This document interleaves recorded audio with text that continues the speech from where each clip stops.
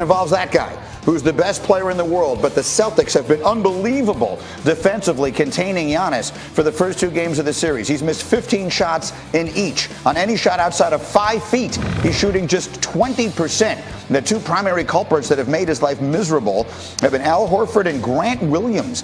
They've held him to 32 points on 37 shots in the 2 games of this series, and it's not been any easier at the line for Giannis. He's back to that trouble again. He's shooting just 55% from the line in this series. In the regular season, he shot 72% from the line. And, you know, J.J. Redick made an excellent point here yesterday. Zach, I'll start with you again on this.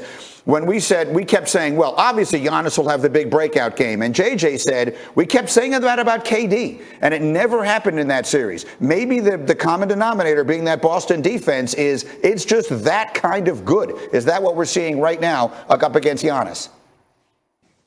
It could be. The breakout game against Boston, the definition of that could just be different than the breakout game against the Bulls in the first round or something like that. Right. The Celtics they've been by far the best defense in the league for 4 months now, 5 months. They have a ton of guys to throw at Giannis. And to me, we can focus on Giannis shooting percentages and all that. He's still by far the best player on the floor in the first 2 games overall. But to me, the stat of the game from game 2 was Milwaukee getting 18 three-point attempts. That's it. 3 of 18. That's a box score line from like 1999 or something. 18 threes in a game in 2022 is crazy. And it shows you that they were able to guard Giannis without sending too much help toward him. Say, hey, man, if you're going to make fadeaway jumpers and jump hooks, we think we can keep you away from the rim and the half court. We're not going to send help. We're not going to give up open threes. And for a game, they were successful. How about it, Vince? How about this defense they're playing, and what can Giannis do?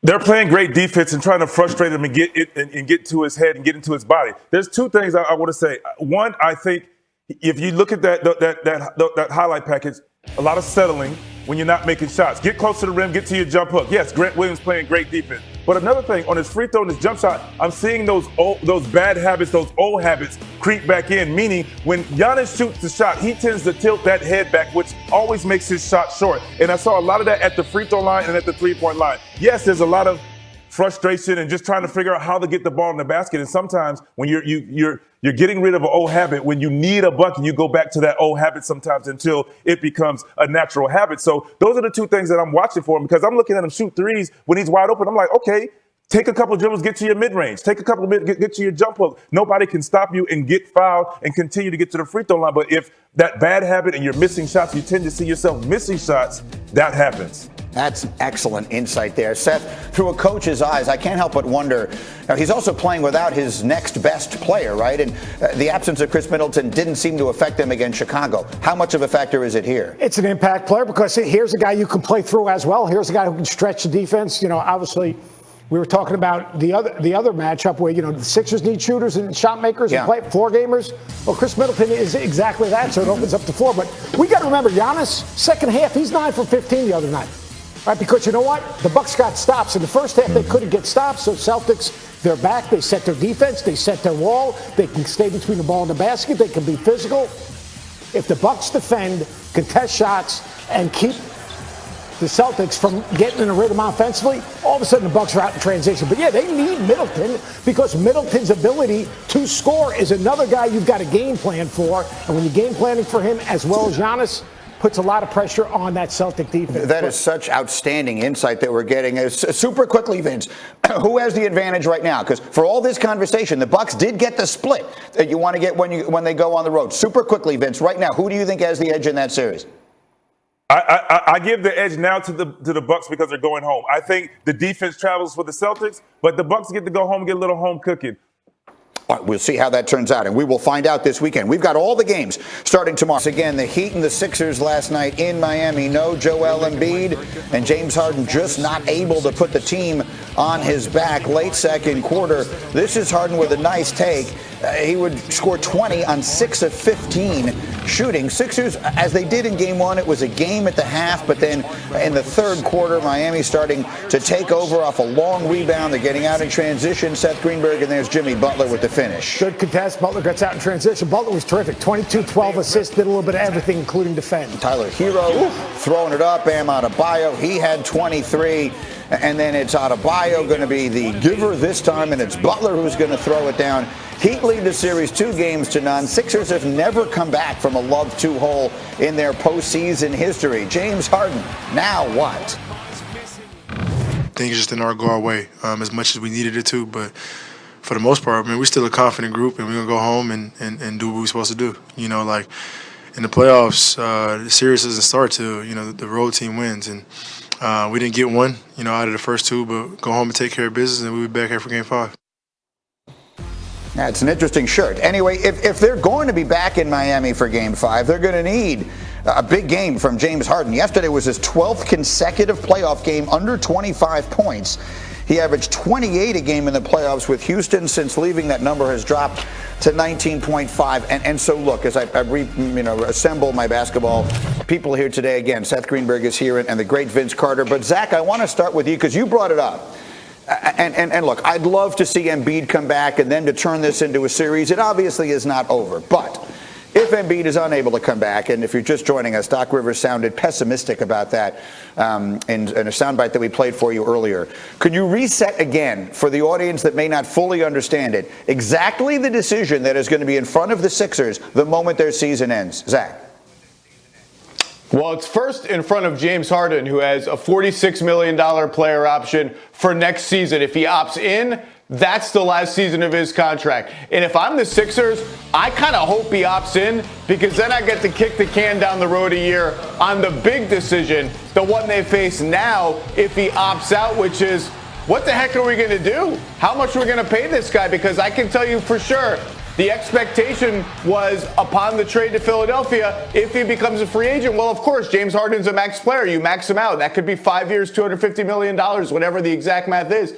You can't pay this version of James Harden, as good as he still is. He's still a very good player, but he's not an all-star, and he's not close to the All-NBA conversation. You can't pay someone who's not close to the All-NBA conversation 5 years, $250 million. That hamstrings your franchise to a catastrophic degree during Joel Embiid's prime. And by the way, Greeny, you look around the roster, Embiid is all that's left of the process. Markelle Fultz gone, Ben Simmons gone, Nerlens Noel gone, Jahlil Okafor gone, Mikal Bridges gone, Jason Tatum not picked. This is it. You had one chance to get this prime right for Joel Embiid, and if it's not Harden, I don't know where you pivot from there.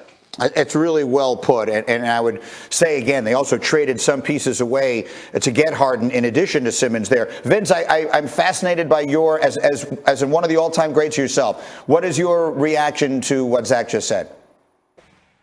So as a player, you have to be real with yourself, and yes, if you feel like you can go out there and get another big deal, you go get a big deal, but that's when you have that conversation with your agent and say, hey, what's it looking like here as things are winding down? Because, to me, I always ask, and I'll ask Zach this question. Yes, he said the organization is like, if he opts out, they're like, what are we going to pay him? But they pay him what he's worth. And I think for Harden, he has to sit back and say, taking this $46 million is probably worth it, because will I get this again? Will I see this again? He'll get paid, but will he get paid that number? I think he was supposed to get, there was talks about him getting 50-something million, which is insane. For me who missed this window of money. But, as a player, I'm like, hey, man, you might want to take this because of like what you're saying. It's like, I don't know if he's going to get that super max or max player money anymore. Well, that's you were born too soon on that one, Vince. But bet on yourself then. Look, here's it. No one's going to pay him that big number. So like what he's got to do, he's got to bet on himself. He's got to bet on himself, and then he's got to get himself in shape,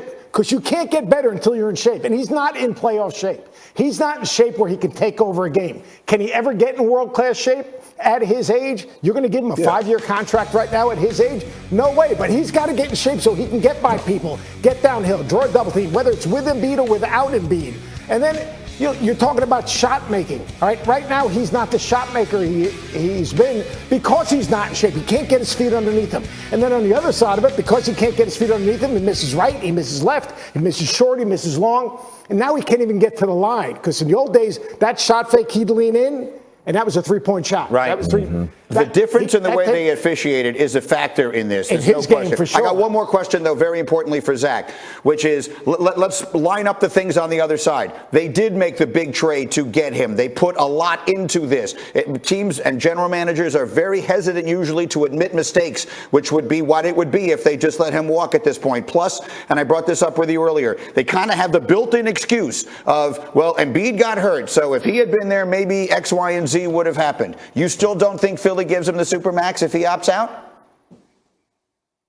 I don't know what would happen there, to be honest with you. I haven't had those conversations with the Sixers. Supermax, max, I would just be very surprised because they know the long-term consequences of that. You're correct that you have to do everything in your power to maximize the next 2 or 3 years of Joel Embiid's career. That might be biting the bullet on a contract you don't love. They knew that when they traded for him, but that biting the bullet level has got to go down from where it was 2 months ago. And by the way, we should probably say Ben Simmons hasn't played yet either and is having back surgery, so it's not like the alternative is looking amazing either. Look, it is. Hey, Yeah, I was go gonna ahead, say one Vince. thing. Final thought, go.